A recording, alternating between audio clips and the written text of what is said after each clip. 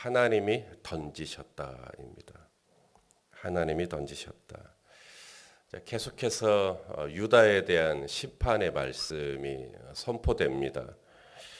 하나님께서 유다를 심판하시는 이유가 뭘까요? 유다를 이제는 사랑하지 않기 때문일까요? 이제 저희 자녀들이 이제 혼이 날 때가 있습니다. 제 아내한테 혼이 나거나 이제 그렇게 되면 이제 제가 들어가서 달래주죠. 한 사람은 혼내면 한 사람은 달래줘야 되니까 주로 악인 역할을 제 아내가 십자가를 지는 마음으로 하니까 제가 이제 풀어주는 건데 이제 가서 이제 아이들의 마음을 달래줄 때 빼놓지 않고 하는 얘기가 있습니다. 엄마가 너희를 혼낸 것은 너희를 사랑하지 않기 때문이 아니다. 엄마는 너희를 사랑한다. 라는 이야기를 꼭 해줍니다. 하나님이 유다를 심판하십니다. 심판하시는 것이 하나님께서 이제 유다를 사랑하지 않나 보다. 이제 하나님이 우리 민족을 사랑하지 않나 보다. 그게 아니라는 겁니다. 오늘 본문이 시작되는 7절을 보시면 이 하나님의 애정이 그대로 녹아 있습니다. 자, 7절을 보실 때 내가 내 집을 버리며 내 집이라 그러죠. 내 집. 내 집을 버리며 내 소유를 내던져. 버리며 내던져 이 표현만 보면 좀 무서워요. 그런데 그 앞에 내 집, 내 소유, 그 다음에 뭐라 그래요? 내 마음으로 사랑하는 것. 내 마음으로 사랑하는 것을 그 원수의 손에 넘겼다. 던지고 버리고 원수의 손에 넘기고 이것만 보면 좀 섬뜩합니다. 그런데 그 앞에 분명히 내 집이고 내 소유고 내 마음으로 사랑하는 것이고 여기에서 담겨 있는 건 하나님의 애정입니다. 그러니까 왜 하나님이 버리셨나? 하나님이 왜 던지셨나? 하나님이 왜 원수의 손에 넘기셨나? 하나님이 더 이상 우리를 사랑하지 않는다라고 생각하면 돼요, 안 돼요? 안 되는 겁니다. 하나님은 사랑하십니다. 사랑하시는데도 하나님께서 그렇게 하실 수가 있죠. 자, 그렇다면 하나님이 왜 이스라엘을 던지시나? 하나님이 왜 이스라엘을 버리셨나? 이유가 있겠죠. 자, 두 가지 이유를 말씀하고 있는데 첫째는 8절입니다. 하나님을 대적했다는 거예요. 유다가 하나님을 대적했다. 자, 8절을 보겠습니다. 시작. 내 소유가 숲속의 사자같이 되어서 나를 향하여 그 소리를 내므로 내가 그를 미워하였음이로다. 내 소유 이스라엘입니다. 여기 또 마찬가지 내 소유라 그래요. 내 소유. 내 소유. 근데 숲속의 사자처럼 나를 알아보지 못하고 나에게 소리를 내더라. 나에게 으르렁거리더라는 거예요. 나를 대적하더라. 그래서 내가 그를 미워했다라고 말합니다. 하나님을 대적한다. 그게 무슨 뜻일까요? 하나님께 삿대질을 하고 하나님께 육도 문자를 쓰면서 막 하나님께 막 따지고 대들고 화를 내고 그게 하나님을 대적하는 걸까요?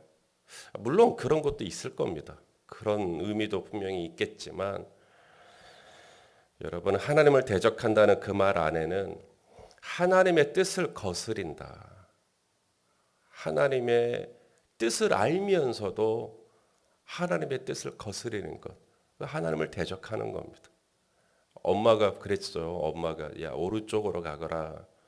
그런데 애가 계속 왼쪽으로 가요. 왼쪽으로 가거라. 또 이제 오른쪽으로 또 가요. 가거라 앞으로. 그런데 또 멈춰요. 그럼 뒤로 나와 뒤로. 근데 또 앞으로 가요. 뛰지 마라. 막 뛰어요. 그 뭐 하자는 거예요? 대적하는 거죠. 부모님의 뜻을 완전히 거스르고 부모님께 대드는 겁니다. 그러니까 하나님께 숲속의 사자처럼 대들었다. 어떻게 하는 게 하나님께 대든다는 건가? 하나님의 뜻이 뭔지 알면서도 하나님의 뜻을 고의로 거스르는 겁니다. 그게 하나님 대적하는 거예요. 하나님이 사울에게 뭐라고 말씀하셨습니까? 아말렉을 진멸해라.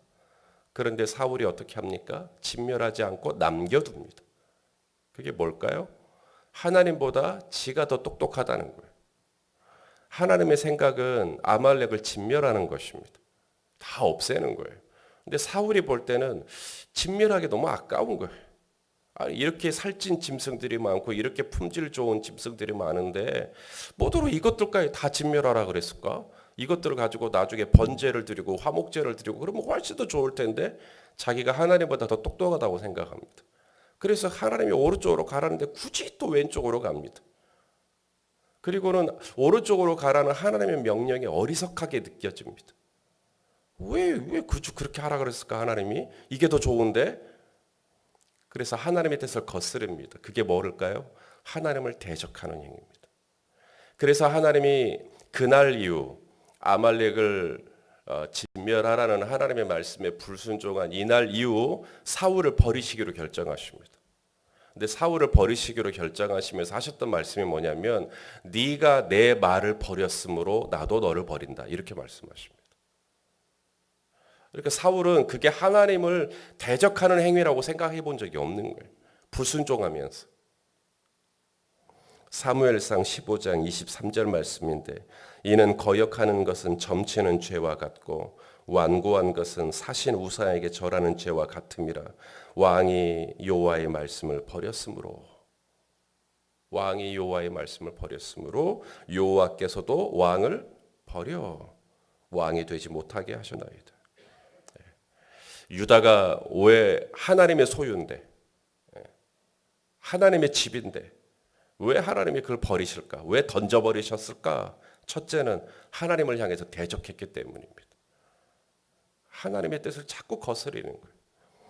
두 번째, 왜 하나님이 유다를 던지셨을까? 11절에 참 가슴 아픈 대목이 나옵니다. 하나님의 탄식이에요. 자, 11절을 또 같이 읽겠습니다. 시작.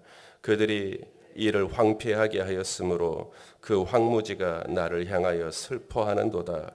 온 땅이 황폐함은 이를 마음에 두는 자가 없음이로다. 지금 유다가 황폐합니다.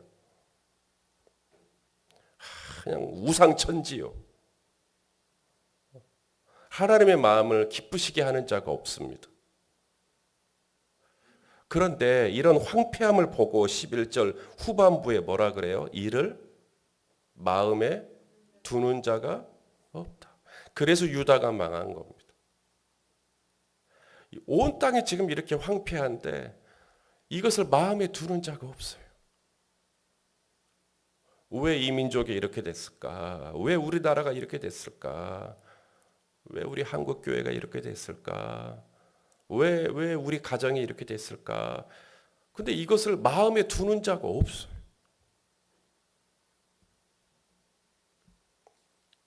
온 땅이 황폐하게 되었으면 그것을 누군가는 깨닫고 진짜 이거 황폐하게 됐구나. 이렇게 뭔가 이렇게 먹을 것도 많고 입을 것도 많고 이러니까 막 좋은 것 같은데 영적으로 꿰뚫어 보는 거예요. 영적으로 이거 황폐했다 지금. 황폐해졌다. 이것을 깨닫고 마음에 두는 자가 없다. 다른 번역으로 보니까 마음에 슬퍼하는 사람이 없어요.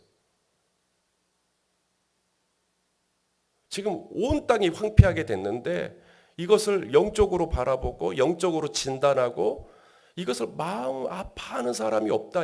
지금 유다에 지금 하나님이 그걸 말씀하고 있는 겁니다. 그러니까 하나님이 찾으시는 사람은 누구죠?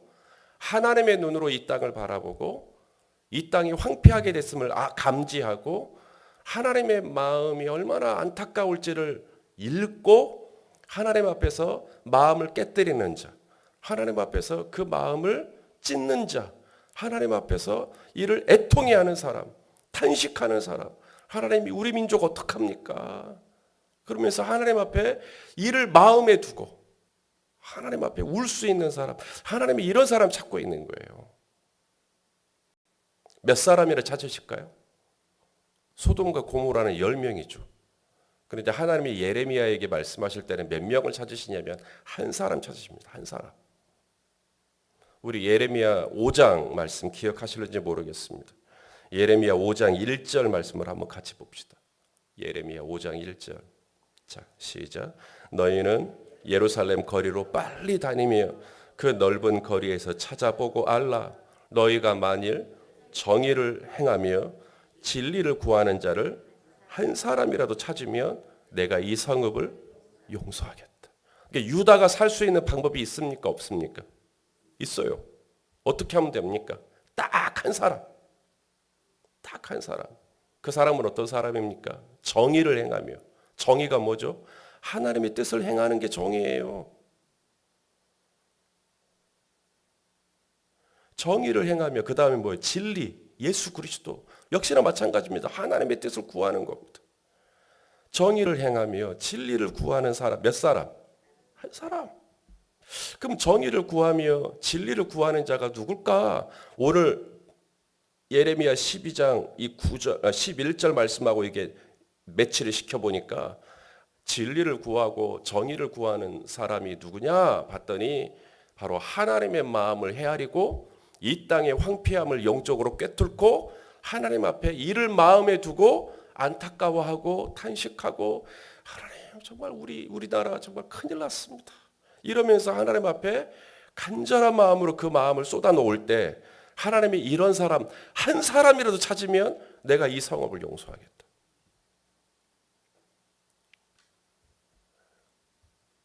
너희가 헐벗은 것과 너희가 가난한 것과 너희가 매인 것과 너희가 눈먼 것을 알지 못하고 나는 부자라 나는 부족할 것이 없다.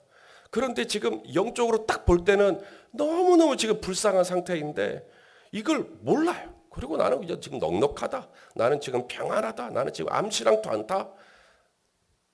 주님이 뭐라고 말합니까? 안약을 사서 네 눈에 좀 발라라. 지금 이 땅이 얼마나 지금 황폐한데 산당에서 제사하고 바알을 따라가고 자식들을 몰래에게 바치고 이 땅이 지금 얼마나 황폐하고 지금 이 하나님이 볼 때는 지금 억장이 무너지는데 이를 마음에 두는 자가 없어요.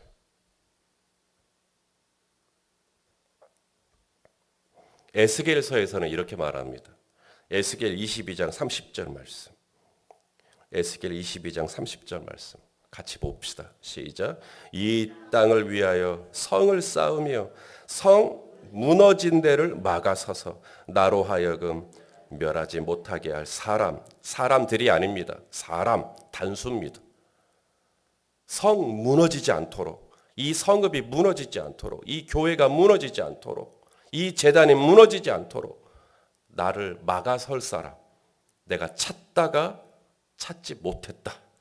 그래서 예루살렘이 망했다는 거예요. 하나님이 지금도 찾고 있어요. 이 땅이 이렇게 황폐한데 누가 이걸 영적으로 보겠냐는 거예요. 이걸 영적으로 다 꿰뚫고 하나님 앞에 우리 남편 어떡합니까? 막 남편은 전혀 인지를 못하고 있어요. 남편은 지금 아무렇지도 않아요. 승진되죠. 장사 잘 되죠. 인간관계 좋죠. 어제도 늦게까지 친구들하고 어울리다 들어왔죠. 남편이 전혀 인지 못해요. 근데 아내가 볼 때는 지금 남편이 큰일 났어요. 그래서 남편을 이를 마음에 두고 하나님 우리 남편 불쌍히 여겨주십시오. 그러면 그 남편 삽니다. 이를 마음에 두는 자가 없다. 이를 마음에 두는 자가 없다. 하나님이 찾으시는 사람 딱 주님 안 됩니다. 주님 안 됩니다 하면서 하나님을 막아설 사람을 찾고 있다는 거예요. 그 사람이 정의를 행하고 진리를 구하는 자예요. 주님 안 됩니다. 한국교회를 불쌍히 여겨주십시오. 유감스럽게도 유다에 그런 사람이 없었다라고 오늘 예레미야를 통해서 말씀하십니다. 저는 이 오늘 본문의 이 11절 말씀을 묵상을 할 때 하나님의 이 슬픔, 하나님의 이 안타까움이 이렇게 느껴집니다. 자, 그러면 유다는 이제 어떤 심판을 받게 될까요? 하나님이 던지신다 그랬죠. 내가 내 집을 던지겠다. 하나님이 던지시면 어떻게 될까요? 12절 말씀입니다. 12절. 자, 심판의 결과입니다. 시작. 파괴하는 자들이 광야의 모든 벗은 산 위에 이르고 여호와의 칼이 땅이 이 끝에서 저 끝까지 삼키니 모든 육체가 평안하지 못하도다. 자, 하나님이 심판하시니까 어떻게 됐다고요? 평안이 없어요. 이게 하나님의 심판입니다. 이제 평안이 없습니다. 여러분, 평안은 하나님의 축복이고 하나님의 선물입니다. 성도 여러분, 감옥에 가도 사람 평안할 수 있을까요? 잘 모르시겠어요? 가보셔야 아시겠습니까? 감옥에 갔는데도, 매를 맞았는데도 바울과 실라는 찬양을 하나요? 찬양합니다. 억울한 일을 당했는데도 평안할 수 있습니다. 돈을 잃었는데도 평안할 수 있습니다. 건강을 잃었으면 평안하지 못할 수 있겠죠. 그런데 건강을 잃었어도 병실에서 하나님을 찬양합니다.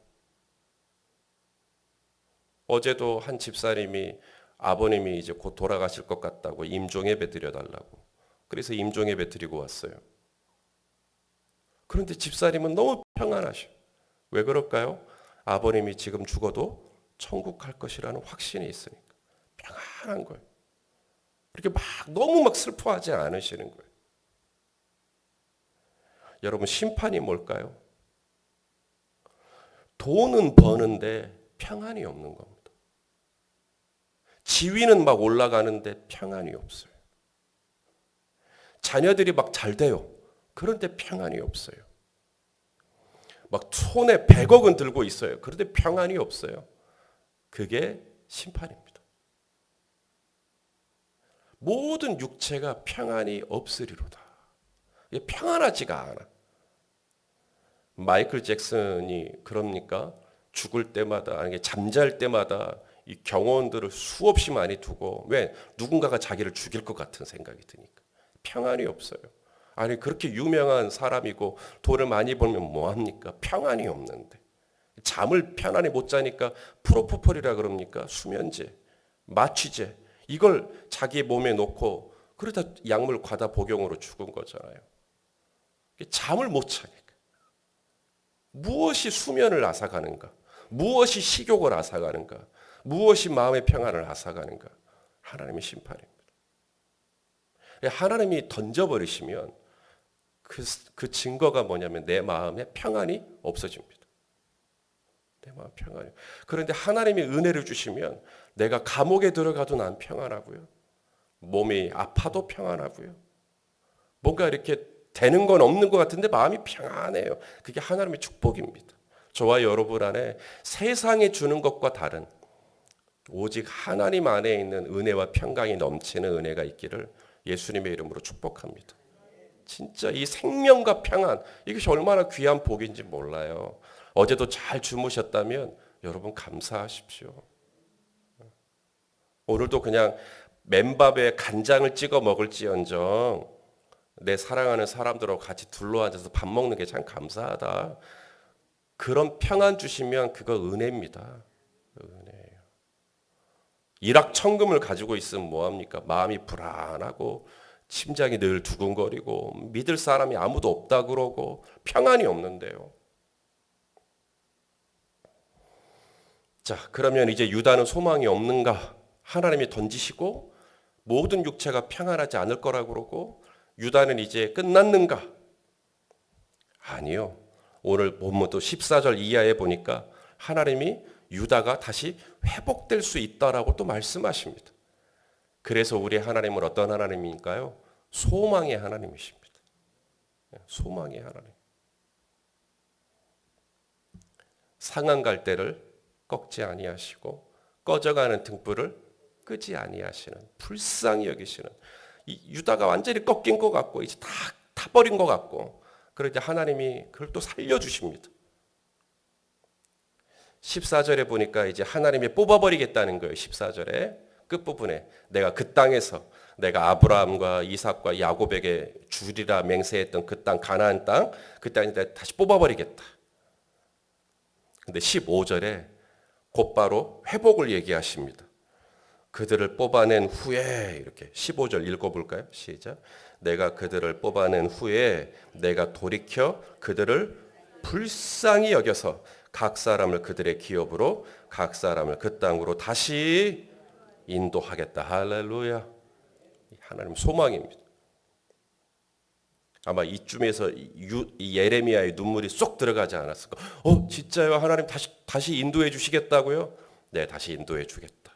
내가 다시 그들을 그 땅으로 돌아오게 해 주겠다. 와, 얼마나 감사합니까? 자, 그런데 그냥 돌아옵니까? 그냥 회복됩니까? 조건이 있습니다. 그 조건이 이제 오늘 본문이 끝나는 오늘 끝나는 건 아니지만 16절 말씀입니다. 자, 같이 읽겠습니다. 시작. 그들이 내 백성의 도를 부지런히 배우며 살아있는 여호와라는 내 이름으로 맹세하기를 자기들이 내 백성을 가르쳐 바알로 맹세하게 한 것 같이 하면 그들이 내 백성 가운데 세움을 입으려니와. 자, 이 말이 무슨 말이냐면 이제 하나님의 유다를 뽑아버리시겠다 그랬잖아요. 그 땅에서 뽑겠다. 약속의 땅에서 뽑겠다. 그리고 열국으로 이방으로 흩으십니다. 그래서 바벨론으로도 가고 아수르로도 가고 그래서 이제 흩어져요. 흩어진 이 이스라엘 백성들이 어떻게 하느냐가 굉장히 중요합니다. 이 흩어진 이스라엘 백성들이 흩어져서 뭘 하냐면 하나님을 찾습니다. 흩어져서 포로가 돼가지고 흩어져서 거기서 하나님을 찾아요. 그리고 거기서 회개합니다. 그리고 하나님을 예배하기 시작합니다.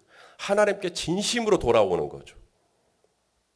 그렇게 하면 그래서 이제 이스라엘 백성들이 흩어져 가지고 이제 거기서 하나님을 예배하고 거기서 하나님하고 동행하고 거기서 하나님의 뜻대로 살아보려고 하고 하나님의 율법을 쫓고 막 이런 모습을 열방 가운데 보인단 말입니다.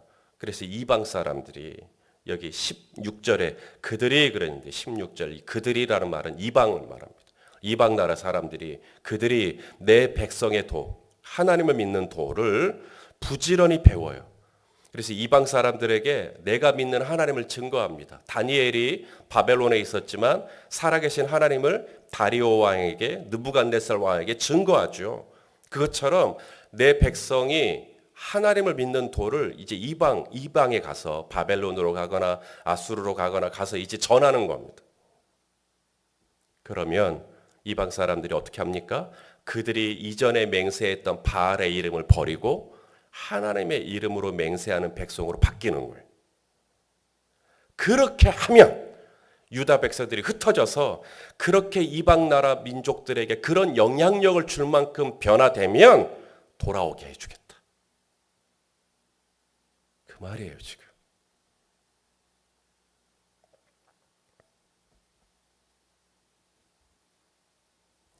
그래서 하나님이 유다 백성을 왜 뽑으시고 왜 열방으로 흩으시고 왜 거기다가 던지셨는가 이해가 돼요.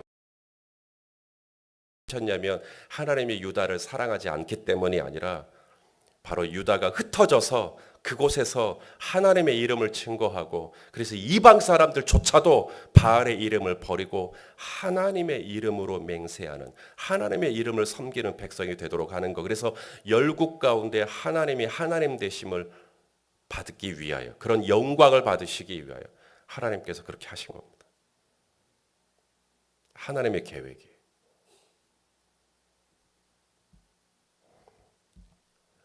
그것이 저와 여러분을 향한 하나님의 뜻입니다.